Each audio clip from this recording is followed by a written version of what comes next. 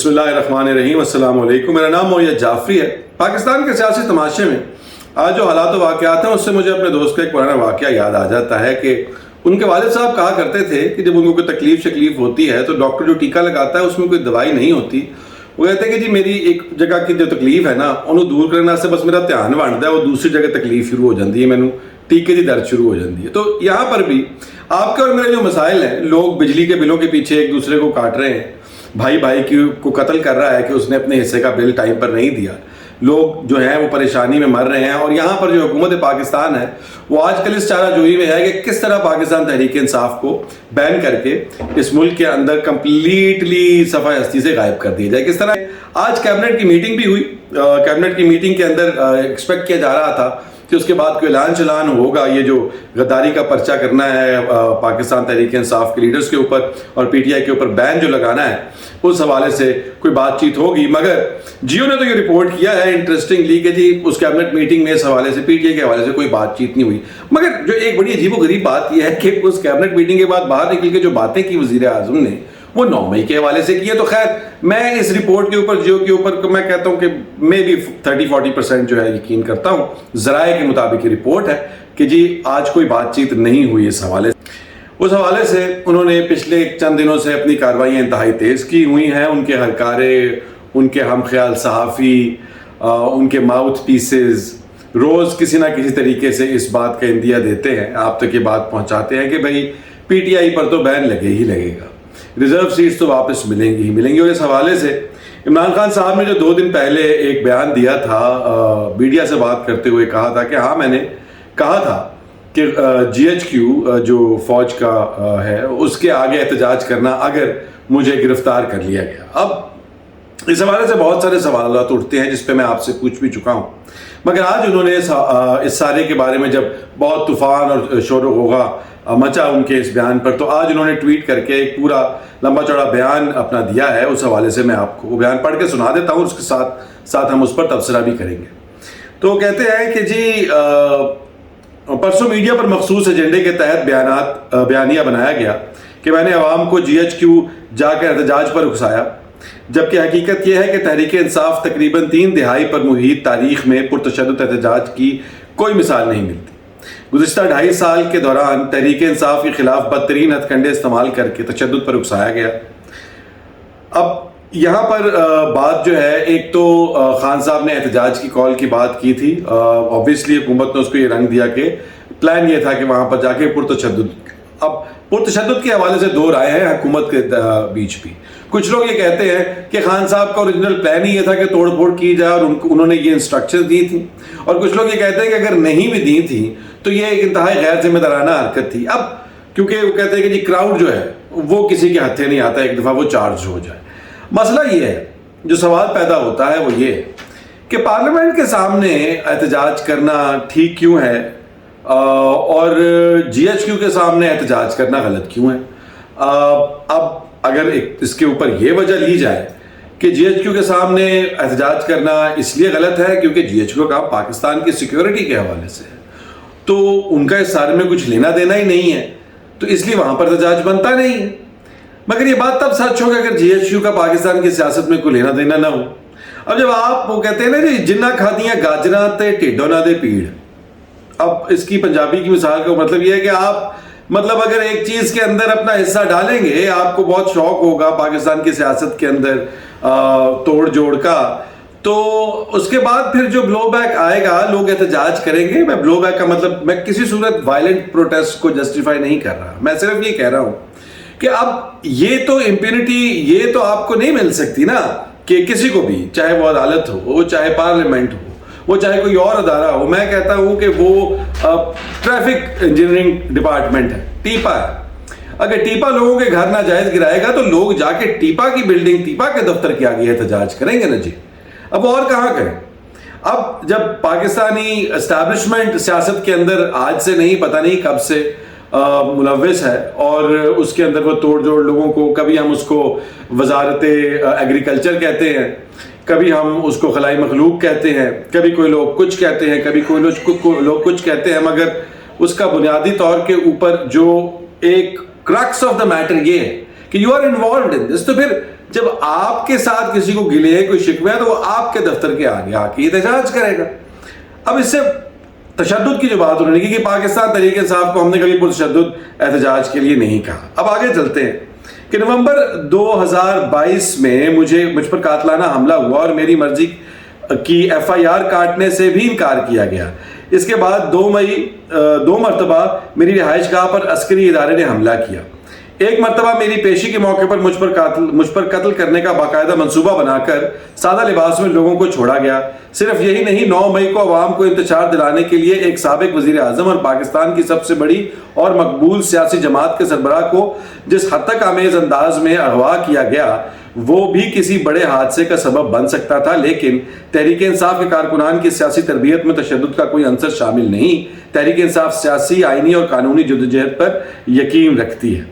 اب یہاں پر جب وہ بات کر رہے ہیں کہ FIR، اب مجھے آپ کو شاید یاد ہوگا کہ FIR کاٹنا کیوں مسئلہ تھا، کیونکہ خان صاحب جن لوگوں کا نام FIR میں لکھوا رہے تھے ان کا تعلق سویلین اسٹیبلشمنٹ سے نہیں تھا، ملٹری اسٹیبلشمنٹ سے تھا۔ یہ بالکل ویسے ہی بات ہے کہ ہم نے ماضی میں بھی دیکھا ہے، یہ کوئی پہلی اور آخری بات نہیں۔ اور معذرت کے ساتھ میرا اس ولاگ کے اندر قطعاً یہ ارادہ نہیں کہ میں پاکستانی افواج کو، پاکستانی اسٹیبلشمنٹ کو گرل کروں۔ میں صرف وہ واقعات بیان کر رہا ہوں جو اس ملک کی تاریخ کا حصہ ہے، جو میں نے صحافی ہوتے ہوئے اپنی آنکھوں کے سامنے دیکھے، میں نے جو اس ملک کا شہری ہوتے ہوئے اپنی آنکھوں سے اپنے سامنے ہوتے ہوئے دیکھے۔ جب حامد میر کے اوپر حملہ ہوا، حامد میر کے اوپر قاتلانہ حملہ ہوا، تو حامد میر نے اپنے بھائی کو جو کہا ہوا تھا، ان کے بھائی نے منوان وہی بات کہہ دی۔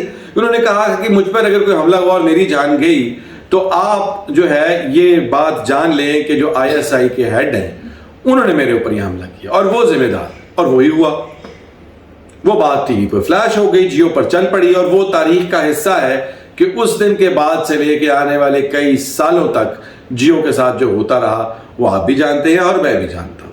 تو اب یہ سارا کچھ جو ہے، ایک طرف آپ جو ہے یہ سب کچھ آؤٹ ان دی اوپن ہوتا ہوا دیکھتے ہیں، اور اس کے بعد آنکھیں بند کر کے یہ بات کیسے تسلیم کر لیں کہ بھائی اس طرف جو ہے ان کا کچھ لینا دینا نہیں، اس لیے ان کے سامنے کوئی احتجاج کرنے کی بات نہ کریں۔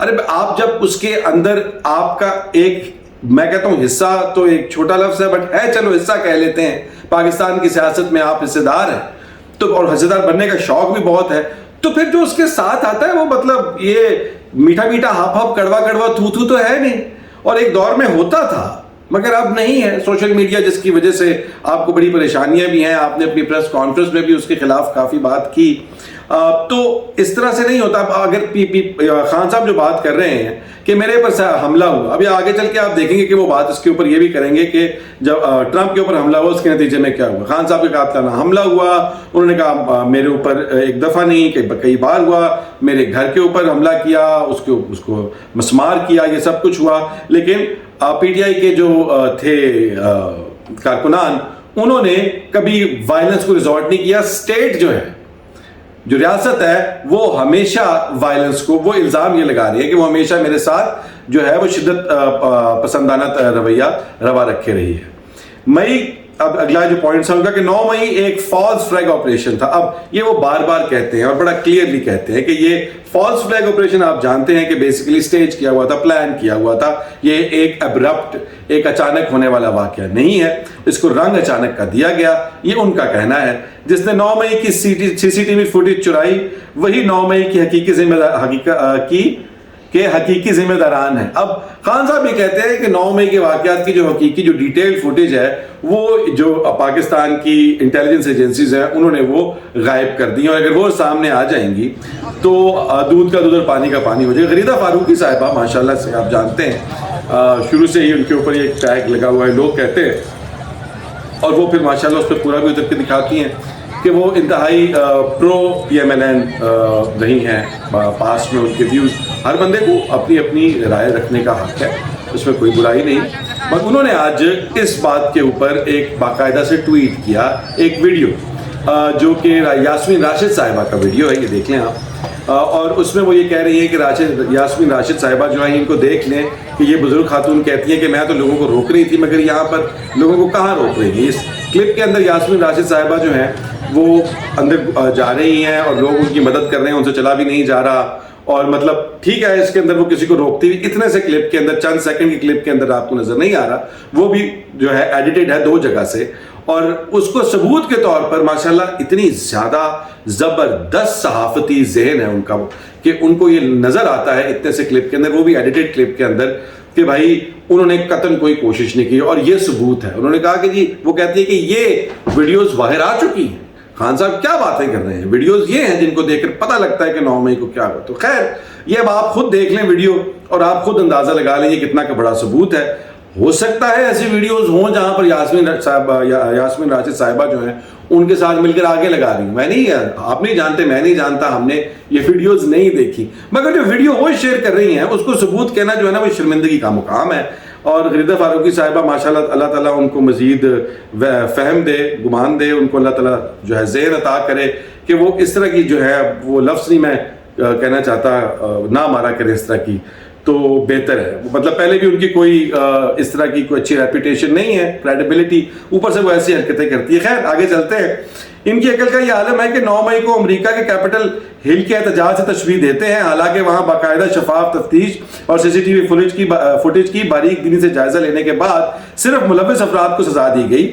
پوری سیاسی پارٹی ریپبلکن کو کچھ نہیں کہا گیا. بات بھی بالکل صحیح ہے, اس کو وہ انسرکشن کہتے ہیں جو کیا کہتے ہیں امریکہ کے اندر ہوا تھا. میرا 6 جنوری اس کی ڈیٹ تھی. اسی طرح سے جب الیکشنز کے اندر دھاندلی ہوئی, وہ سارا مسئلہ کھڑا ہوا, تو جو ریپبلکنز پارٹی ٹرمپ کے سپورٹرز ہیں انہوں نے کیپٹل ہل کے اوپر احتجاج کیا, اور اس کے بعد انہوں نے اس پر چڑھائی کر دی. وہ اندر گھسنے کی کوشش کی, وہ لوگ اندر گھس بھی گئے. اس واقعے کی باقاعدہ تفتیش ہوئی, ساری سی سی ٹی وی فوٹیج نکالی گئی, اس کے اوپر باقاعدہ گواہیاں ہوئیں, اور جو لوگ اس کے اندر شدت پسندی کے اندر آئیڈینٹیفائی ہوئے تھے ان کو سزا دی گئی. انہوں نے ایسا نہیں کیا کہ انہوں نے کہا کہ یہ ٹرمپ نے کیا, ٹرمپ کی پوری ریپبلکن پارٹی جو ہے اس پہ بین لگا دو, ٹرمپ دہشت گرد ہے. آگے سامنے ہے کہ وہ دیکھنے میں تو ایسا لگ رہا ہے کہ وہ اگلا الیکشن جو ہے وہ جیت جائے گا. تو مطلب حالات و واقعات وہاں پر یہ ہیں. اور پاکستان کے اندر وہ یہ کہہ رہے ہیں کہ پاکستان کے اندر اس کی تحقیق کروانے کی بجائے شفاف آپ نے پوری کی پوری پارٹی کے اوپر بین لگانے کا پلان بنا لیا. اب اس کے بعد وہ یہ کہتے ہیں کہ پورے پاکستان میں پی ٹی آئی کے مختلف علاقوں کے لوگ جنہوں نے احتجاج میں حصہ نہیں لیا ان کو بھی اٹھایا گیا.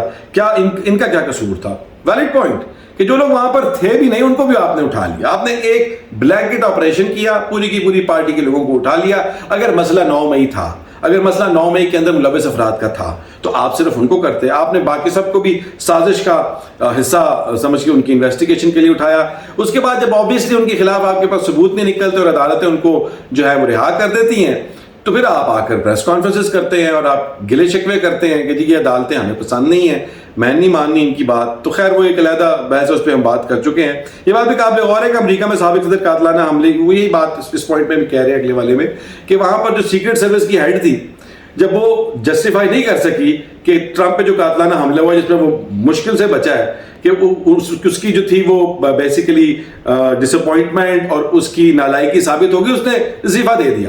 پاکستان کے اندر ایسا کچھ بھی نہیں ہوا. پاکستان کے اندر ایک سابق وزیر اعظم کے اوپر وہ کہہ رہے ہیں کہ اٹیک ہوا, مجھے گولیاں لگیں, مگر اس کے اوپر کیا کسی کو ایکشن لیا گیا اس بارے میں آج تک ابھی کسی کو کچھ پتہ نہیں ہے. اس کے بعد اگلے تیسرے پوائنٹ میں وہ کہہ رہے ہیں کہ پوری پاکستانی قوم کو دہشت گرد کہہ کر قوم کو متنفر کیا جا رہا ہے. 70 کی دہائی میں جینے والے چند افراد جو اس امر سے یکسر نابلد ہیں کہ سوشل میڈیا کیسے کام کرتا ہے, وہ ڈیجیٹل دہشت گردی کے لقب بانٹ رہے ہیں. پاکستان کی 90% آبادی تحریک انصاف کے ساتھ کھڑی ہے. پاکستان کی 90% عوام 8 فروری کو تحریک انصاف کے حق میں ووٹ دیا. ان سب کو اگر ڈیجیٹل دہشت گرد کہا جائے گا تو فوج اور عوام کے درمیان ایک خلیج پیدا ہوگی, اور یہ نفرت پیدا نہیں ہونی چاہیے. جو بھی لوگ یہ کر رہے ہیں ان کو ہوش کے ناخن لینے چاہیے. 1971 میں بھی یہی کچھ ہوا تھا. 25 مارچ 1971 کو جب ڈھاکہ کے اندر یحییٰ خان نے لوگوں کی بڑی تعداد کے خلاف آپریشن کیا تھا تو اس کے نتائج ملک کے لیے اچھے نہیں نکلے. ابھی بھی اگر پاکستان کی اکثریت آبادی کو دہشت گرد کہا جائے گا تو اس کے ملک کے لیے خطرناک نتائج نکلیں گے. اب اس کو میں حصوں میں بانٹتا ہوں. ایک تو وہ بات جو کر رہے ہیں کہ واقعتاً یہ بات میں کل بھی کر چکا ہوں آپ کے ساتھ کہ ہماری اسٹیبلشمنٹ جو کہ اس بات سے آبویسلی کنسرنڈ ہے رائٹ فلی کہ لوگوں کا جو سینٹیمنٹ ہے وہ بہت زیادہ ان کے اگینسٹ جا رہا ہے، اور وہ جو ان کے خلاف پوسٹ ہوتی ہیں اس کو زیادہ جو ہے وہ پروموٹ کیا جاتا ہے، وہ سارا کچھ ہوتا ہے. تو ان کو کس طرح سے ٹیکل کرنا ہے یہ میں ایک شارٹ بھی اپلوڈ کر چکا ہوں، وہ دیکھیے گا کہ اس کا علاج لوگوں کے منہ پہ پٹی باندھنا، سوشل میڈیا بند کرنا نہیں ہے، نہ ہی کہ لوگ کسی کو ڈیجیٹل دہشت گرد کہنا ہے. خان صاحب یہی بات کہہ رہے ہیں کہ بھائی 90%، اور یہ بات سب پولیٹیکل پارٹیز کو پتا ہے، ان سب نے جو الیکشن سے پہلے سرویز کروائے تھے ان کو نظر آ رہا تھا کہ 70 سے 90% کے درمیان پی ٹی آئی کا ووٹر ہے. یہ کوئی نئی بات خان صاحب نہیں کر رہے، یہ سب جانتے ہیں. چلے تھوڑا سا میں کہتا ہوں ایگزیجریٹ، مبالغہ کر رہے ہوں گے، 90% نہیں ہوگا، 70 سے 80% ہوگا. پھر بھی اگر آپ 70 سے 80% آبادی جو اس ملک کی ہے اس کو آپ دہشت گرد قرار دے دیں گے صرف اس وجہ سے کہ وہ ایک اپنا سیاسی، اپنا آئینی حق استعمال کرتے ہیں کسی پولیٹیکل پارٹی کو سپورٹ کرنے کا اور اس کو ووٹ کرنے کا، تو پھر آپ کے اور آپ کے لوگوں کے بیچ ایک بہت بڑا فاصلہ پیدا ہو جائے گا. اور اس فاصلے کو آپ کیسے کریں گے؟ اب مجھے یہاں تک تو میں بات خان صاحب کی سے اگری کرتا ہوں. جو خان صاحب بار بار 71 بیچ میں لے آتے ہیں نا، یہ خان صاحب کو نہیں مجھے سمجھ آتی کہ یہ ایک سینسٹیو پوائنٹ ہے. پاکستان کو جب دو ٹکڑے کیا گیا، ایسٹ پاکستان ویسٹ پاکستان الگ ہو کر وہ بنگلہ دیش بن گیا، تو یہ ایک چبھتی ہوئی بات ہے اور اس سے ڈرانا ایسے لگتا ہے جیسے دھمکی ہے، اور وہ لیتے بھی ایسے ہیں خان صاحب کے مخالفین. بے شک خان صاحب ایک سبق، ایک وارننگ دے رہے ہیں کہ بھائی اس طرح سے اگر آپ لوگوں کو اپنے سے متنفر کریں گے، اس طرح سے لوگوں کو آپ ڈسون کریں گے تو پھر آپ کو پتہ ہے کہ نتیجہ بہت برا نکل سکتا ہے. مگر آپ 71 کا نام بیچ میں لے کر ان سارے معاملات کو اپنے لیے بھی، لوگوں کے لیے بھی، اور جو لوگ آپ کے اگینسٹ ہیں ان کو بھی بہت زیادہ پریشان کرتے ہیں اور ایگریویٹ کرتے ہیں اور ٹیمپریچر ریز ہوتا ہے. تو میرا ذاتی طور پر خیال یہ ہے کہ یہ بات خان صاحب 71 کا ذکر کیے بغیر بھی کر سکتے تھے. ہے پوائنٹ نمبر 4 کی طرف آتے ہیں. وہ کہتے ہیں ملک حکومتیں اور معاشرے اخلاقیات کی بنیاد پر بنتے ہیں. جس کے معاشرے میں اخلاقیات ختم ہو جاتی ہیں باقی کچھ نہیں رہتا. آج لوگ اگر آپ کو برا بھلا کہہ رہے ہیں تو وہ صرف آئین کی بالادستی کی بات کر رہے ہیں. آئین کی بالادستی اور حقیقی آزادی کا مطالبہ کرنا کوئی غداری نہیں ہے. یہ جو مضحکہ خیز کینسر کیسز بنائے جا رہے ہیں، اس کا مطلب یہ ہے کہ ہمارے لوگ بالکل پرامن طریقے سے کام کر رہے تھے، اور جب آپ ان کو پرامن طریقے سے کنٹرول نہیں کر سکے تو پھر اب آپ نے ان کے خلاف فسطائیت کے حربے استعمال کرنا شروع کر دی ہیں. وہ بیسیکلی وہی باتیں کر رہے ہیں. مجھے ایسے لگ رہا ہے جیسے میں اپنا کل والا ولاگ ریپیٹ کر رہا ہوں کہ آپ کو جو لوگ برا بھلا کہہ رہے ہیں اس کی کچھ وجوہات ہیں. اس کی وجوہات یہ ہیں کہ لوگ پاکستان کے اندر آئین کی بالادستی چاہتے ہیں، جمہوریت کی بالادستی چاہتے ہیں، وہ پاکستان کی انٹرنلی آزادی چاہتے ہیں اس اثر و رسوخ سے جو اسٹیبلشمنٹ کا اس ملک کی جمہوریت اور اس ملک کی سیاست پر رہا ہے. تو آپ ان کے وہ مسائل حل کریں، نہ کہ یہ کیونکہ آپ کے پاس اور کوئی راستہ نہیں ہے اور آپ یہ جگہ جو آپ کے پاس آپ نے حاصل انکروچ کی ہوئی ہے یہ چھوڑنا نہیں چاہ رہے ہیں، تو آپ ان کے اوپر پھر وہ حربے استعمال کرتے ہیں. جب وہ کہتے ہیں نا کہ جس کی لاٹھی اس پہ جب آپ سے وہ کیا کہتے ہیں بسکٹ سے کام نہیں ہو تو پھر آپ چھڑی نکال لیتے ہیں. تو آپ نے پھر اور وہ خان صاحب ان پہ یہ الزام لگا رہے ہیں کہ یہ بیسیکلی فاشزم ہے، فسطائیت ہے، کہ آپ ان کے اوپر پھر جھوٹے مقدمات کر کے ان کو کنٹرول کرنے کی کوشش کرتے ہیں. وہاں سے کہن وہی باتیں ہیں ساری. مجھے تو لگتا ہے کہ جیسے خان صاحب نے میرا ولاگ دیکھ کر کل کے بعد یہ ٹویٹ لکھی ہے. خیر پوائنٹ نمبر 5 اور آخری ولاگ پر بات کرتے ہیں کہ وزیر اعلیٰ علی امین گنڈاپور کو ہدایت دی ہے کہ وہ اسلام آباد میں جلسے کی قیادت کریں اور پوری قوم حقیقی آزادی کے حصول کے لیے اور ملک میں رائج ظالمانہ اور فسطائی نظام کے خلاف اس جلسے میں بھرپور شرکت کی تیاری کرے. یعنی کہ خان صاحب نے اسٹریٹ ایجیٹیشن کی، اپنے لوگوں کو موبلائز کرنے کی کال فائنلی خان صاحب نے دے دی. اور انہوں نے جو علی امین گنڈاپور کا نام لیا ہے یہ بھی بہت اسٹریٹجک ہے. علی امین گنڈاپور وزیر اعلیٰ ہیں، ان کے خلاف کارروائی، ان کے خلاف کوئی کسی قسم کی ڈنڈا سوٹی کا استعمال جو ہے وہ اتنا آسان نہیں ہوگا جتنا پی ٹی آئی کے کسی اور جو ہے سیاسی لیڈر کے خلاف ہوگا. پھر ان کے پاس جو امیونٹی ایز وزیر اعلیٰ ہے، ان کو گرفتار بھی اس طرح سے آسانی سے کر کے جیل میں نہیں ڈالا جا سکتا جس طرح سے کوئی اور اگر پاکستان تحریک انصاف کا لیڈر یہ احتجاج لیڈ کرے تو اس کو ڈالا جا سکتا ہے. تو ایک اسٹریٹجکلی امپورٹنٹ اور اسٹریٹجکلی وائز ڈیسیجن ہے میرے نزدیک علی امین گنڈاپور کو یہ احتجاج کی کال جو ہے اس کو لیڈ کرنے کا. اس کی تاریخ ایز سچ ابھی خان صاحب نے دی نہیں ہے، مگر وہ میرا خیال ہے کہ بہت جلدی ہوگا. تو بنیادی طور پر لب لباب یہ ہے کہ فوجیں اب آمنے سامنے ہیں دونوں سائڈز کی، بہت کلیئر کٹ ایجنڈا ہے، کانفلکٹ بہت کلیئر ہے، ہیڈ آن کولیجن جو ہے اب ان کا جو سیدھا سیدھا ٹکراؤ ہے وہ مجھے ہوتا ہوا نظر آ رہا ہے۔ عدلیہ کا اس میں رول کیا ہوگا یہ تو وقت آنے کے ساتھ ساتھ پتہ لگے گا۔ کیا عدلیہ اس ٹکراؤ کو بچا سکے گی؟ عدلیہ کی سنے گا کون؟ کیا عدلیہ کے اپنے بیچ ہی جو ہے وہ ٹکراؤ شروع ہو جائے گا؟ یہ بھی دیکھنے کی ضرورت ہے۔ ابھی تو چیزیں انفرل ہوں گی اور ابھی فی الحال کچھ بھی پریڈکٹ کرنا اس وقت پاکستان کے اندر انتہائی مشکل ہے۔ مگر لوگ یہ کہتے ہیں، کچھ لوگوں کا سوچنا یہ ہے کہ شاید کیونکہ پاکستان کی تاریخ کے اندر اسٹیبلشمنٹ الٹیمیٹ ونر بن کے ہمیشہ باہر آئی ہے، مگر کچھ لوگ یہ بھی کہتے ہیں کہ اب وہ وقت آ گیا ہے کہ پاکستان کی تاریخ بدلے گی۔ یہ تو اب دیکھنا پڑے گا۔ آپ ہمارے ساتھ جڑے رہیے، ہم آپ کو ان ساری خبروں کی تفصیلات بھی بتاتے رہیں گے اور ان پر تجزیہ بھی کرتے رہیں گے۔ اپنا خیال رکھیں، چینل کو سبسکرائب کریں، ویڈیو کو لائک کریں۔ ٹیک کیئر، اللہ حافظ۔